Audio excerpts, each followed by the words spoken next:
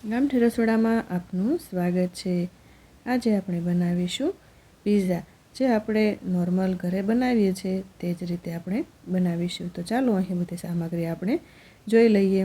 તો મેં અહીં અડધીથી પોણી વાટકી જેટલું મોઝરેલા ચીઝ લીધું છે। ત્યારબાદ 3 ચમચી જેટલી મેં અહીં મકાઈ બાફીને તેના દાણા લીધા। ત્યારબાદ ગ્રીન કેપ્સિકમ, યલો કેપ્સિકમ ને રેડ કેપ્સિકમ, આ ત્રણેય મેં અડધો નંગ જેટલા લીધા છે। ત્યારબાદ 1 નંગ કાંદો લીધો છે।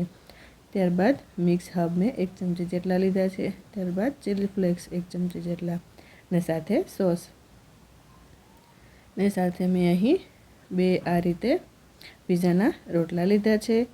તો આ તમને બહાર બજારમાં આસાનીથી મળી જાય છે।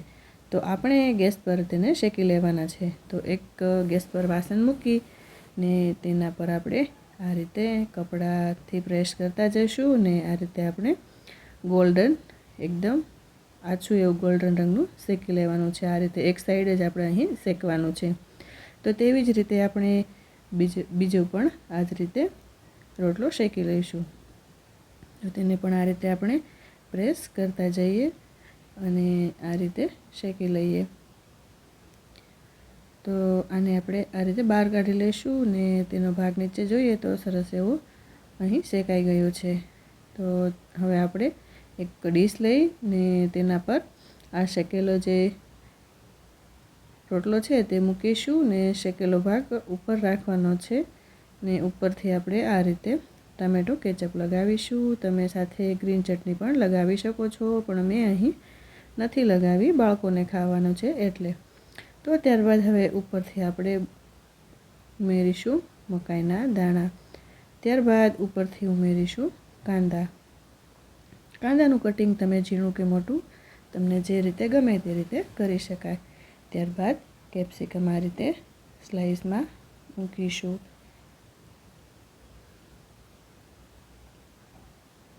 તે ઉમેર્યા બાદ અહીં યલો કેપ્સિકમ ઉમેરીશું। આ જ રીતે ત્રણેય કેપ્સિકમ આપણે આ રીતે બરાબર રીતે ગોઠવી લેવાના છે। તમે પણ આ શિયાળામાં જરૂરથી એકવાર ઘરે આ ઝટપટ રીતે તૈયાર થતા પિઝા બનાવજો અને બાળકોને ખવડાવજો। તો ત્યારબાદ ઉપરથી ઉમેરીશું મોઝરેલા ચીઝ। તમે નોર્મલ ચીઝ પણ લઈ શકો છો, પણ મારી પાસે આ પડ્યું હતું એટલે મેં તેનું યુઝ કર્યું છે। તો આ રીતે આપણે ફરીવાર ઉપર પાછું આ રીતે કેપ્સિકમ મૂકી દઈએ। તો અહીં આ રીતે આપણે સરસ એવું સ્ટફિંગ ભરાઈ અને અહીં પિઝા રેડી થઈ ગયા છે। તો હવે આપણે ઉપરથી ઉમેરીશું આ રીતે ચીલી ફ્લેક્સ ઉમેરીશું ને ત્યારબાદ મિક્સ હર્બ ઉમેરીશું। એ તમારે સ્વાદ પ્રમાણે જેટલા ઉમેરવા હોય તેટલા ઉમેરી શકાય। તો અહીં જોતાં જ મન થઈ જાય તેવા સરસ એવા પિઝા તૈયાર થયા છે। તો હવે આપણે તેને શેકી લઈએ।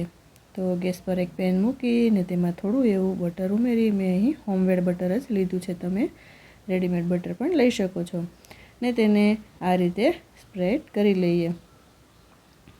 તો આ રીતે કર્યા બાદ હવે ઉપરથી આપણે પિઝાને મૂકી દઈશું ને એકદમ ધીમી આંચ પર જ આપણે પિઝાને શેકવાનો છે ને ઉપરથી આપણે આ રીતે ફરી ચીઝ ઉમેરીશું। મેં અહીં આ નોર્મલ ચીઝ લીધું છે ને અંદર મેં મોઝરેલા ચીઝ ઉમેર્યું છે।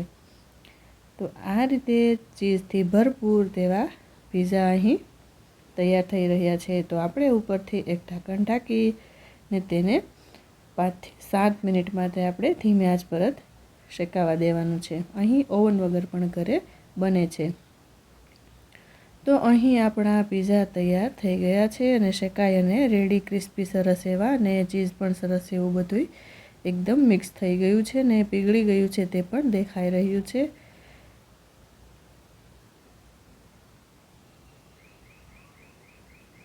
તો આપણે તેને એક પ્લેટમાં કાઢી લઈએ। તમને જો મારો વિડીયો ગમ્યો હોય તો મારી ચેનલને લાઇક, શેર અને સબસ્ક્રાઈબ કરવાનું ભૂલતા નહીં। તો આ રીતે આપણે પ્લેટમાં મૂકીને કોઈ એક જાડું કે કોઈ મોટું એવું ચાકુ કે કોઈ કટરની મદદથી આપણે આ રીતે પીસીસ કરી લઈએ। તમે જો 4 પીસીસ તમારે કરવા હોય તો પણ કરી શકાય અને 8 કરવા હોય તો પણ કરી શકાય। તો મેં અહીં પીસીસ કરીને અહીં પીઝા તૈયાર કરી લીધા છે અને સાથે સોસ. તો તમે પણ આ શિયાળામાં ઘરે એકવાર જરૂરથી ટ્રાય કરજો. તો ફરી મળીશું ગામઠી રસોડામાં.